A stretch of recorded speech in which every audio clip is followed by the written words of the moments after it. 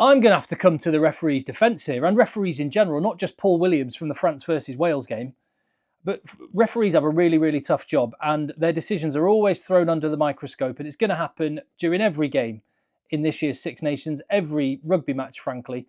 On this occasion, as I say, I want to stick up for Paul Williams. I'd be interested to know what you thought of France's third try, the second for Theo Atisogbe, created by Antoine Dupont after an amazing break, and then a pass over his right shoulder for Atisogbe, with many people saying that was clearly a forward pass.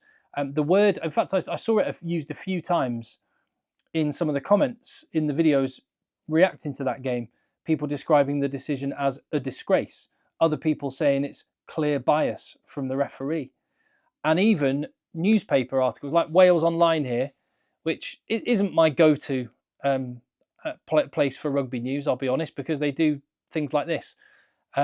Pointless Wales crushed by France as Antoine Dupont decision says it all, implying that there's some kind of conspiracy against Wales. But hey, there you go. I've just mentioned them, so maybe that's job done. Even the Telegraph mentioned it. French try awarded despite 2-metre forward pass by Antoine Dupont. And here is the South Africa Rugby Mag, who had a poll, and 87.2% of people felt that it was a forward pass. So I must be in a tiny minority at the minute, and I'm going to make an argument that Paul Williams made the correct decision in that game. If you disagree, let me know in the comments. I just think it's one of those occasions I just want to kind of stick up for the referee, because Paul Williams is getting a load of heat for this. Wouldn't have affected the result, and I think most people accept that. But this sort of a decision could become a factor in a big match where it really does matter. If you judge a forward pass as a ball being caught in front of where the ball was passed from, then yes, clearly, this try should have been disallowed. It was a forward pass. But that is not the law of rugby. It is not the case that if you catch a ball in front of where it was passed from, it is forward. And that's because that doesn't take into account the forward motion of the player, the momentum rule.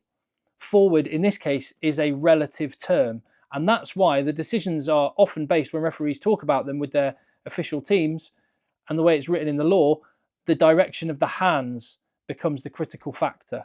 Because when you are moving forward, when you are running forward, especially when you're running at pace, you can pass the ball flat or backwards, but the ball still travels forwards. So coming back to this decision then, a key point to look at is, where is the player when the ball is caught?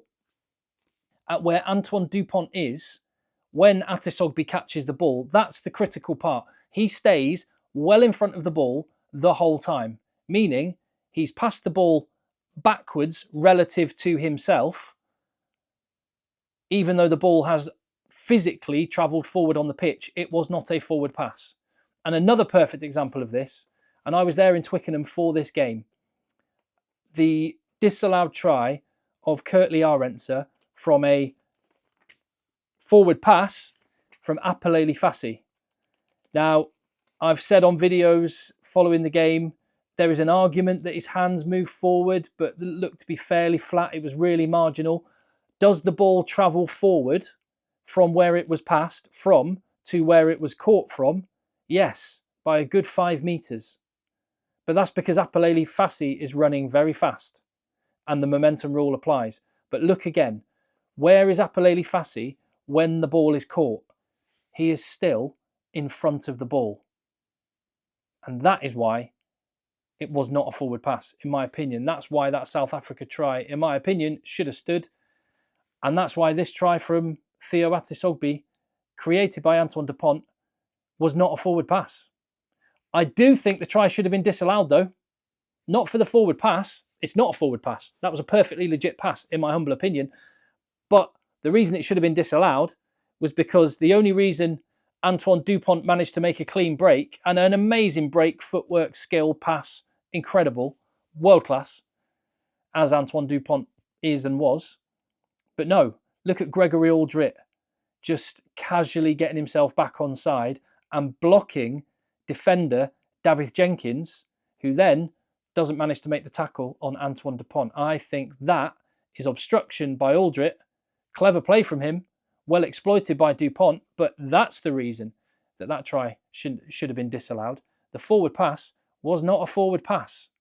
I realise, because it seems the majority of the internet is against me on this one, I realise that I may well have just poked a hornet's nest. Let me know what you think.